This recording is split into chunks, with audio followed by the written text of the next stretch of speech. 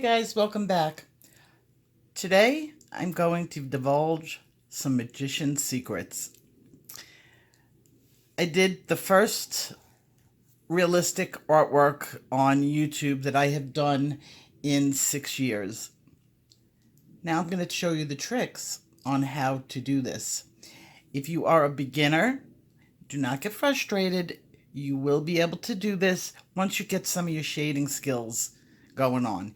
If you are an intermediate colorist, you will be able to do this, just like I did. In fact, you could probably get this identical picture once I teach you the tricks. For those of you who are using coloring books, I'm going to make the assumption you're not too into sketching, and that's okay. You don't have to be. It takes years and years to build up sketching skills. In fact, it is taught in a completely different course than your coloring or your colorist courses in art school. It is a skill on its own. I'm not really here to teach you that at this time, so I'm going to teach you some tricks that you could take your coloring books, you could take photos from the internet, and actually create art from them. And the first thing you're going to need is a realistic photograph. Now, here is the bee. I got this off of dreamtime.com. It is a one that you have to purchase. They do have an introductory price of $5 free, and it's good deals. They have some really nice stuff. Other places that I get my photographs from is I have a subscription to storyblocks.com. It has videos, audio, and photographs. And you can just pick and choose what you want. You could pay for the year's subscription, or you can just buy individually directly from the artists. Other ways of getting your photos, take your own pictures. If you want to do a picture of your dog or any of your pets, this is a good way of getting a realistic drawing of your pets. People are you really need a little bit more skill because skin is done entirely differently. That'll be taught in a different lesson. But there are things that you can do where you could take a photograph and actually reproduce it in an art way. So here I have my photo of the bee. 1, 2, 3. I've just lit up my bee. What did I do? I have a light box underneath my drawing. This is your key. They're very inexpensive. You can get them off Amazon. I will leave you a link in the description box where you can get this. Some of them are under $20. They use LEDs. I have several light boxes that I've used throughout the years. This is the easiest one because it is so thin. And you can take it in a backpack. You can pack it up easily. Some of the ones that I have are really clunky. If you do not like sketching, this is the way you do it. I don't particularly love doing my own sketches. They take a long time. You're going to take a piece of tracing paper. Now, remember when I started telling you about those hard and soft lines? This is where it's really going to come into play. You're going to have to recognize hard and soft. You can do this in pencil.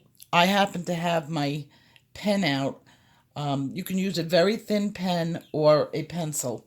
Normally, I take a piece of cellophane tape and tape the tracing paper to the paper. This is to prevent it from moving. You're going to have to lift up the tracing paper several times. I've taped down my tracing paper. Now, I see YouTubers doing this all the time. There's a lighting trick. When they want to... I'm giving away secrets here in the art world. I feel like I should be wearing one of those black masks, like from when the magicians give out the secrets. Well, here, my black mask is on. Don't hate me because I'm honest. A lot of YouTubers do this, especially not coloring book artists, but comic book artists use this. They have a picture that they need to reproduce several times, but they need to change it. They will use this method. So we're going to turn on the light on the brightest. I've got a mechanical pencil here. I was going to use my marker, but I want to do this correctly for you guys to see the very first time. You can use a marker if you get good at this, but let's do it with a pencil. Okay, what you're going to want to do is you're going to want to recognize hard and soft lines. And I told you guys to go back and watch that video I did on what is hard and what is soft. So let's look at this picture and we will determine what is a hard line and what is a soft line. First of all, the easiest to recognize on here would be the legs. These are definite hard lines, and you're going to just trace over your hard line. A hard line separates one object from another without necessarily blending. So here you have another hard line. And so forth. We're going to just go for all our hard lines on here.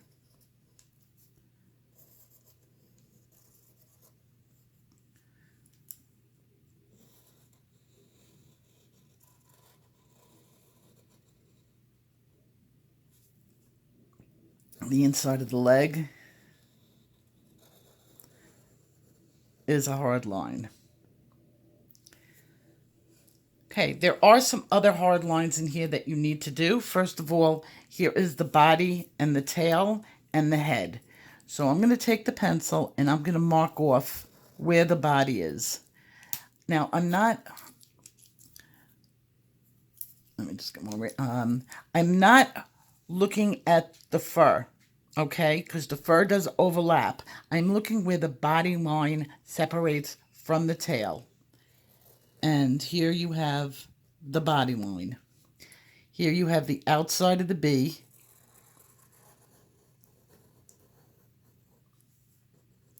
And what you're really doing is creating a coloring book. And here is the face. Now I'm outlining the face and the mouth.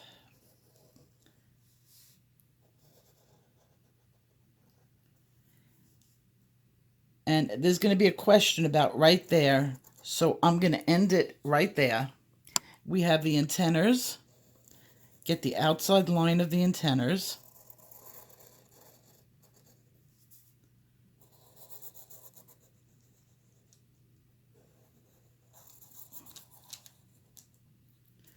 Okay, and definitely the wings.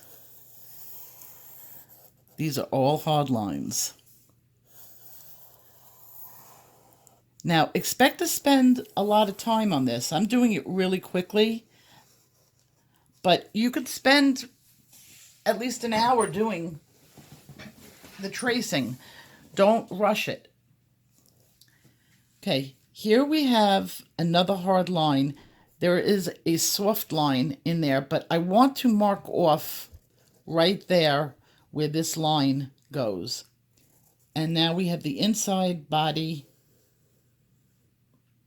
of it. And of course, the outside. And we have another leg in here that's going to be done very softly. And this is a structure.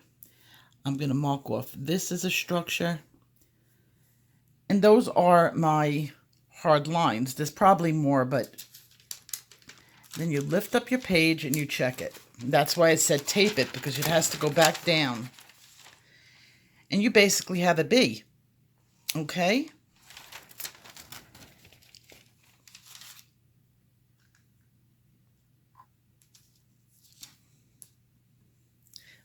Okay, so here's your bee. You've got your hard lines going in. Now you're going to put what I call some guidelines. Okay? Well, this is a hard line that I didn't put in. And the outside of the foot.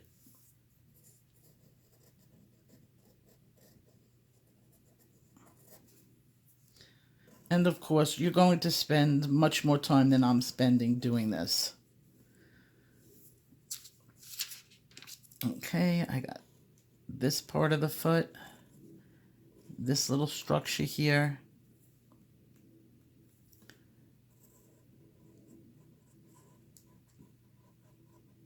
this structure, and that should be, is it? Oh, okay. There. Okay, those are the hard lines. Now you're going to look at your soft lines. Your soft lines are just going to be guides for you, okay? So here we have the inside, the outside of the line. Really, the face is going this way. You've got an inside eye, which is hard, over here. Now, you're going to look, say, over here. This is actually an object in the structure of this area. You can put in some just to mark yourself off that that's exactly where it's going to go. But don't get too into it. Can you see it?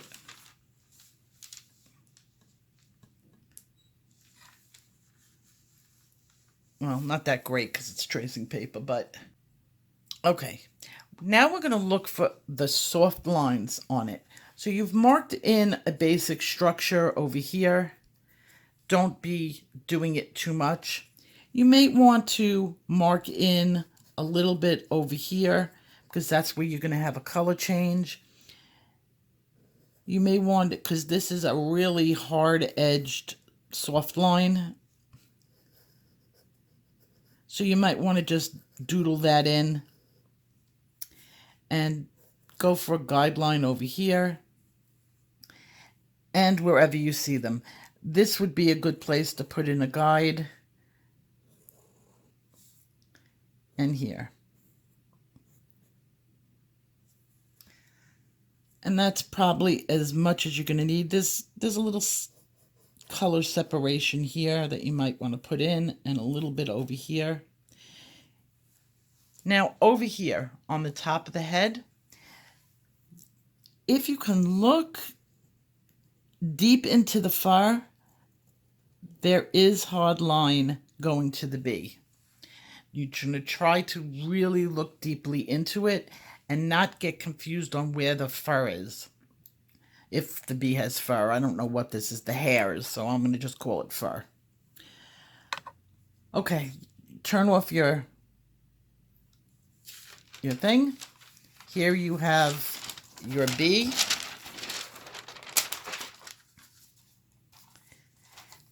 And what you can do now on here is take a magic marker, a very thin one, and you're going to go over it with black, just so that you're darkening up these lines.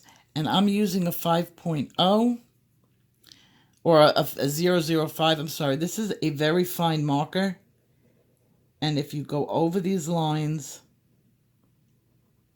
and darken them up, you'll be able to see it for the next step. Much easier. I'm not going to do the whole thing. I'm just going to do so that you get the idea where your hard lines are.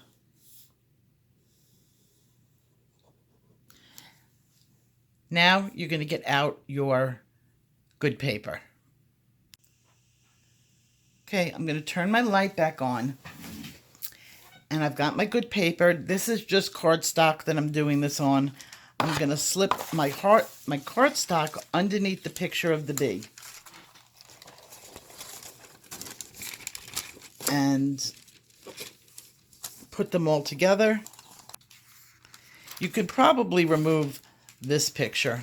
In fact, it'll probably be easier for you to see. Don't take it off the tape.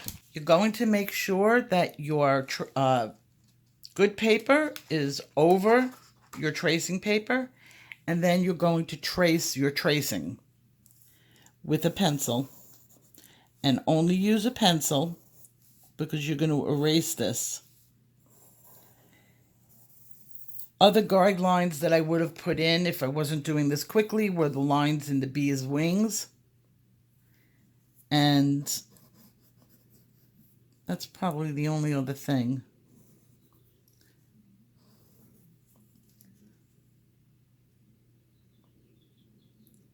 And that's the cool thing. If you want to check it, you just turn off the light.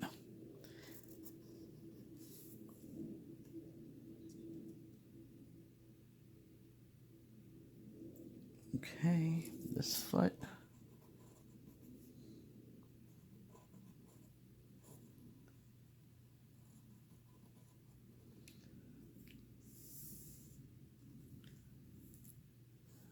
Just put a little bit of a guideline here. And one of my guidelines are over here.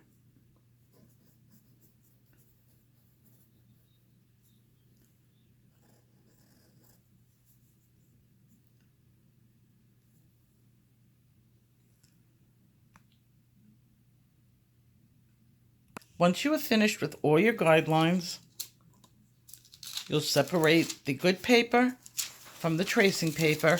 Leave this aside with your, it should still be attached to your picture.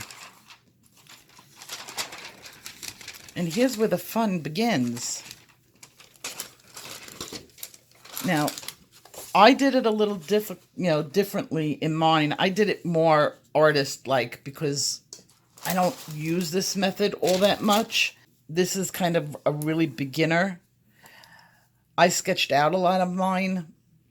I kind of just used the size as a guide on mine, and then I did my details, but it's really not that necessary. You can use it completely guided, just like you do with the coloring books. Once you get this picture down, you're going to check it, recheck it, get your details, move a line or two if you want. You could take your artistic liberties all you want. It does not have to exactly be like that. You can make this purple. There is no rules.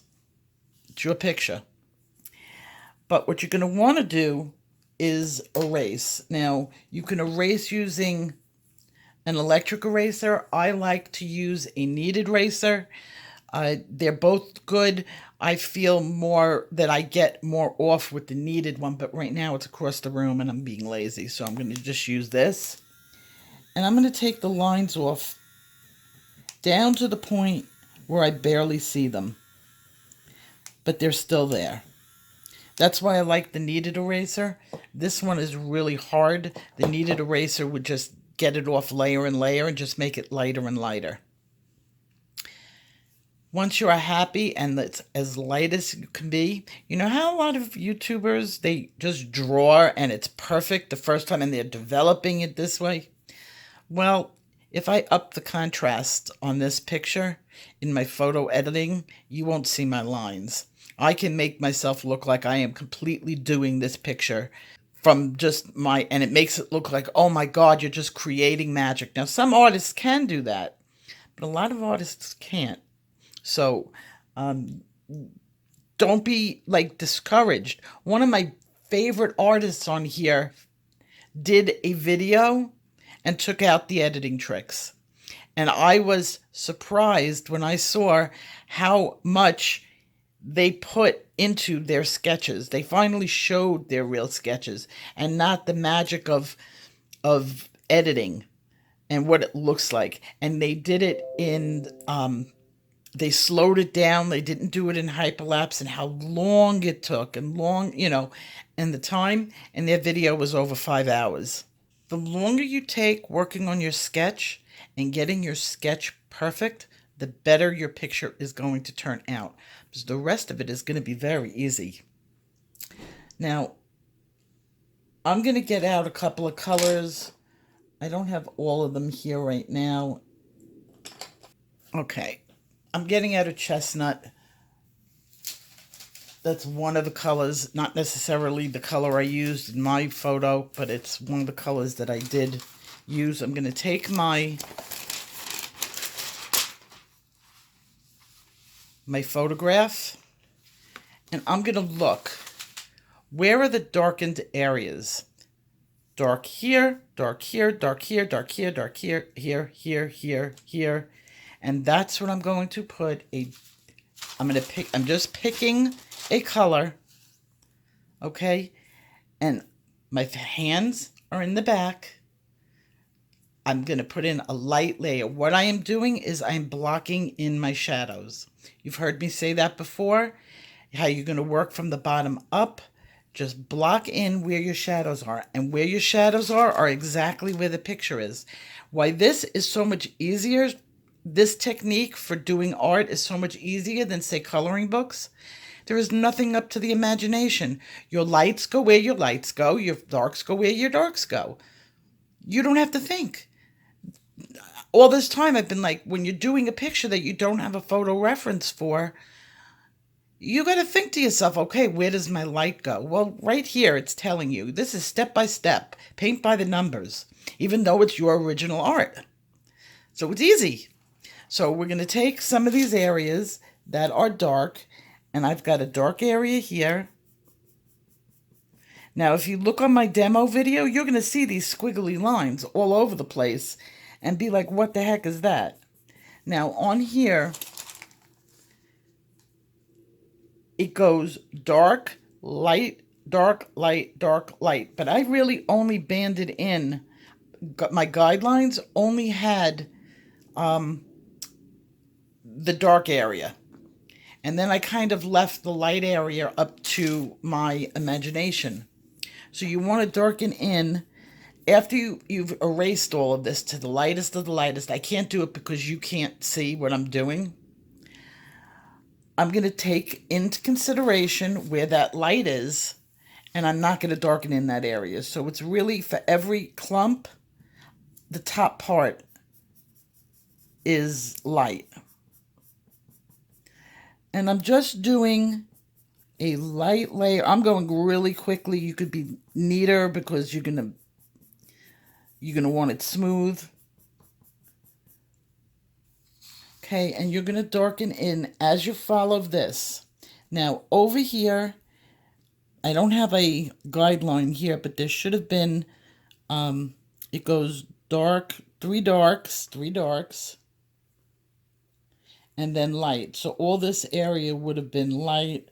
But I sort of have a shadow going in here. I'm just guidelining myself. This would be all light. This would be dark. Remember you saw this on my picture? Just, I did a quick bottom sketching. Okay, so this is going to be actually black. And here. And here, and so on. Once you have all your darks and your lights, okay, let's go to my finished picture here, because once you got all your darks and your lights, now I took some artistic liberties in mine because I didn't want mine to be exactly like the photograph, because then it's just me. I always change it a little bit unless I'm doing a portrait of somebody who has to be picture perfect. I never do 100% of the photo because I could take a photo. That's just my brain on art. Okay? So here I darkened in all of here. Now, what I did that you don't have to do, I did it in a little ass backwards way, is I didn't put that underlayer everywhere. I kind of went right for the top layer and started developing it that way. Okay, I was just practicing. I was just doing it from the way I'm used to doing it. But for this technique, you're going to make this look like a coloring book that has one layer. You don't have to worry. Just where it's a lighter shade, you use a lighter shade. Keep each one of these areas where you're shading very light. What you're doing is creating soft lines. Now, what I mean by soft lines here, so here I have my yellow. And here, this is not a hard line. This is not two different areas of this bee's body. This is a shaded area. And a shaded area that creates a new area, it's a soft line. So when I'm going over and doing this, I'm treating it as if it was a soft line. My lines aren't straight hard. This is a blended step. And I'm going to repeat that wherever the bee was in the soft. And that's where your blending comes in and your colors come in. When you're done with this, it should be nice and smooth. There's no texture on there.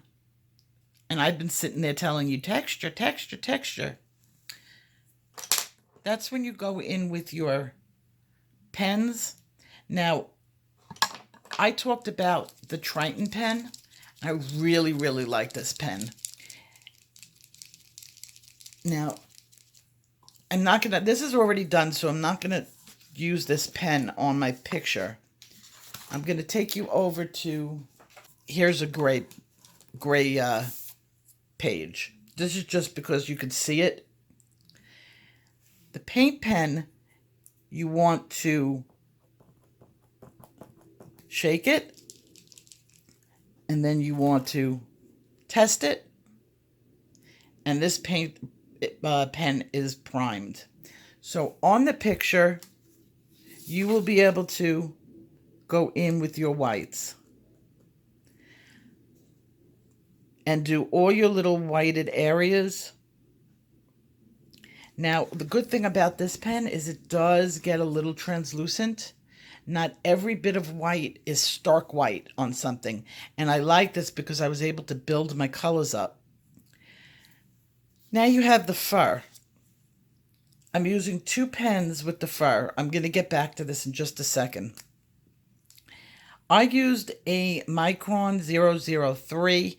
It's a very difficult pen to do it with because you're using a very, very fine point over wax, and it does clog up the tip.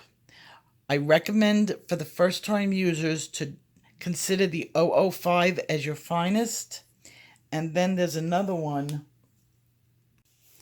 The second pen is the 08.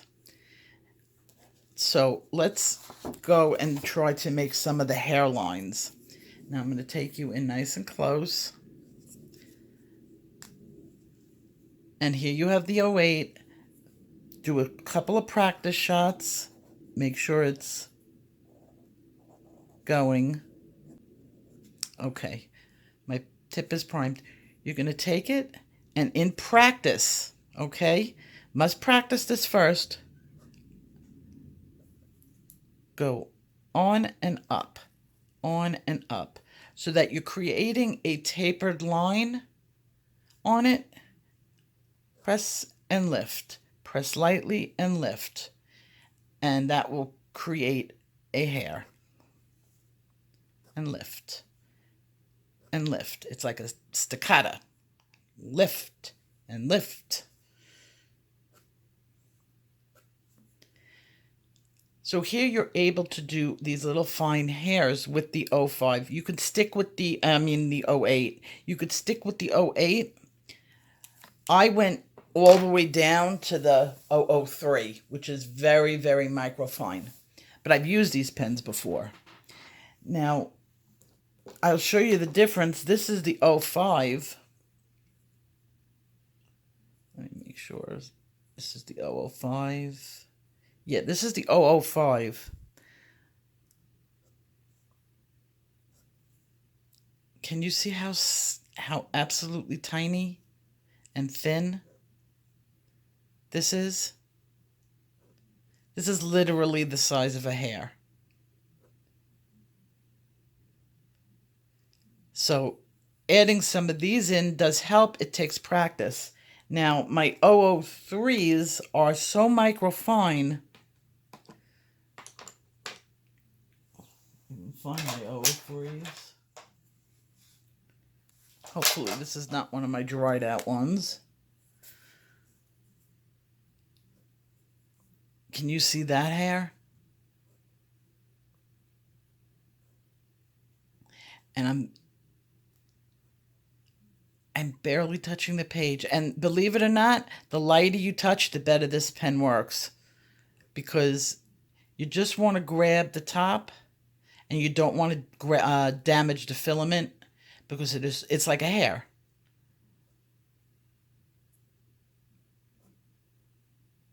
And it's the same movement. And if I continue to do this, right now it's hair plugs. If I continue with this, just over and over, going back and forth with the 3 different pens so that the hairs are different on each, it's going to be a pretty realistic hair, or patch of hair. So if you could see on here, look really super close, really super close. I could have kept going. Now this is 10 times magnification. If I wanted on this bee, I could have even taken another couple of hours and gone over it. And there you have the bee, the fur. Now I'm going to show you another method that people use for hair. So when I zoom out to normal, you can't see that microscopic, and what the illusion is that there is a lot of hair. This is a little underdone. I would have worked on it for another couple of hours, but I don't seem to have that luxury of a couple of hours. The next thing, doing it with a paint pen. Now, obviously, a paint pen is much thicker, okay? But I want to get microscopic fine. You could see them in here, white hairs. There's white hairs in here all over the place, as microscopically fine as these hairs. How did I do it? Well, I'm going to take my paint pen, and over the wax, I'm not sure how good it's going to be over bare paper.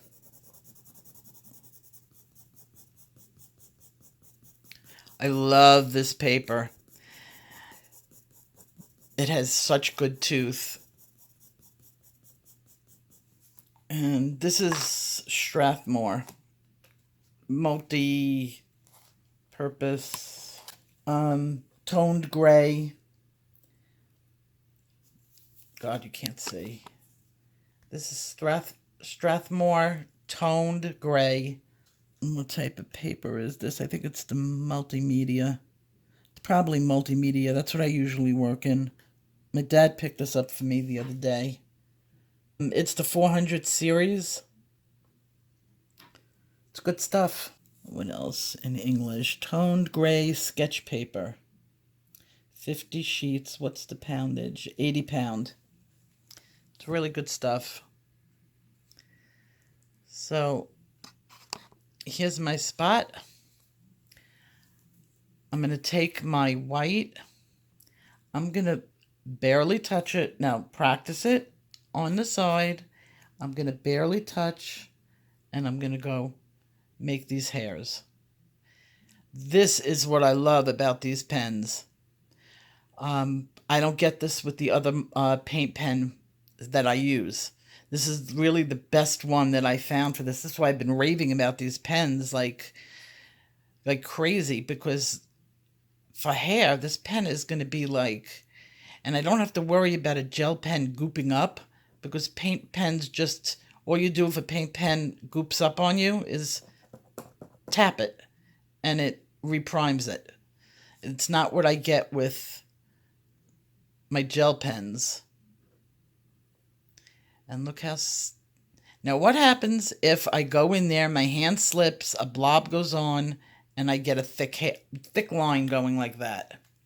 And they don't look like the fine little hairs that I normally did. Somebody startled you in the middle of the picture. You didn't ruin your picture. Because once this dries a little bit, now it's probably not that... Okay, it's good enough for me to do. All you do is get a sharp pencil.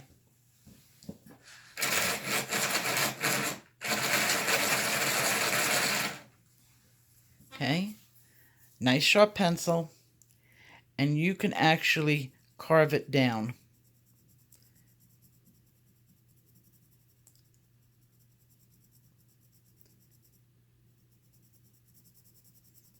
Oh, I picked up my lemon yellow. Okay, these are two different color pencils. I'm going, what the heck is happening to my paper.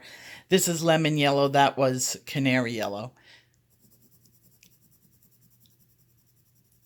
And you can cut that down, that line down, or color completely over it and make it disappear.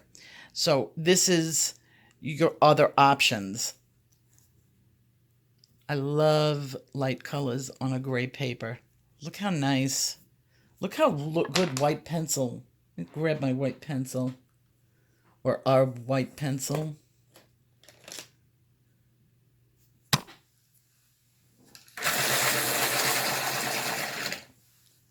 This is gray, but you'll see.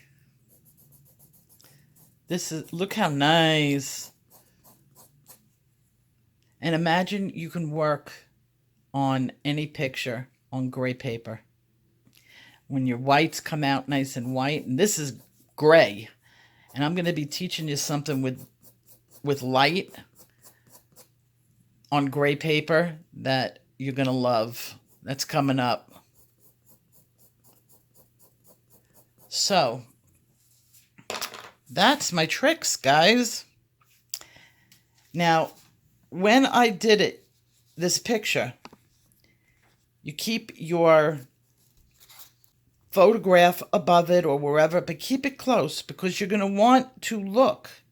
Now, it takes practice. Don't come like say, oh my God, I've never done one before and it's going to come out like this. I've done this before. I've done this many times before. I've been doing art for a very, very long time. But this is going to come out very close with a very minimum skill. There's no lighting to play with on here. Later on, I'm going to show you how to change your lighting up. We'll have some fun. But a beginner or an intermediate colorist who has never done their own pictures can do this bee. You can do it. So, the wings. The wings were nothing more than a fade. A light fade, yellow, cream, and white.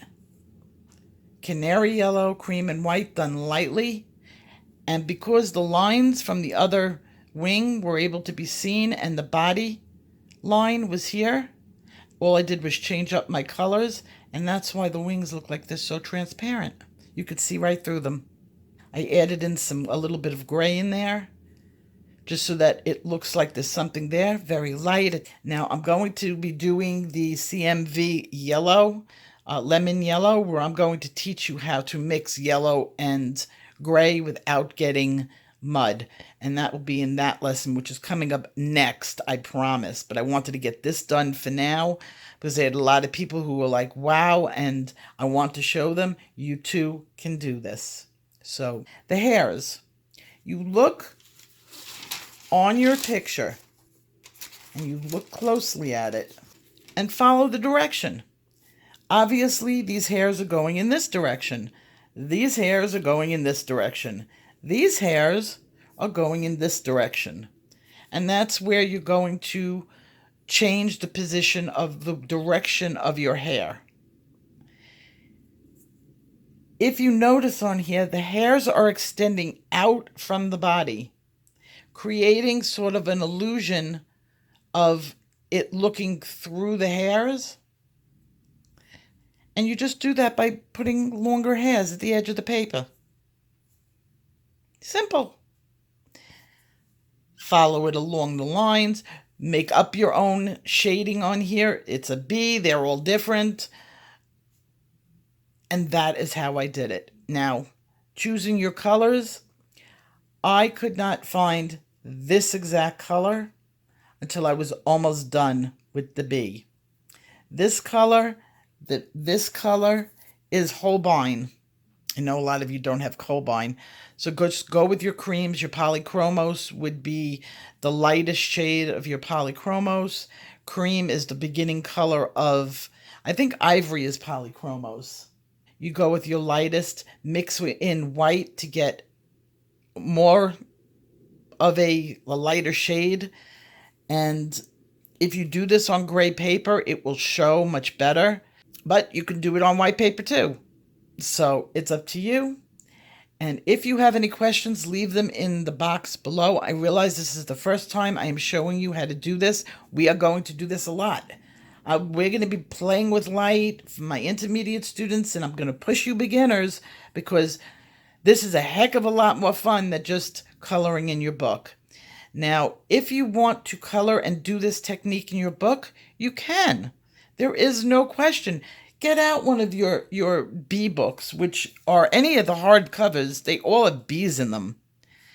And do this fur in a coloring book. Granted, you're not going to have that much of a realistic bee. You will have a coloring book bee, but this texture will bring your pictures to life. No more smooth on everything. Bring them to life. Add that texture. This was the texture of fur, and I'm going to see you guys in my next video, and take care. Bye-bye.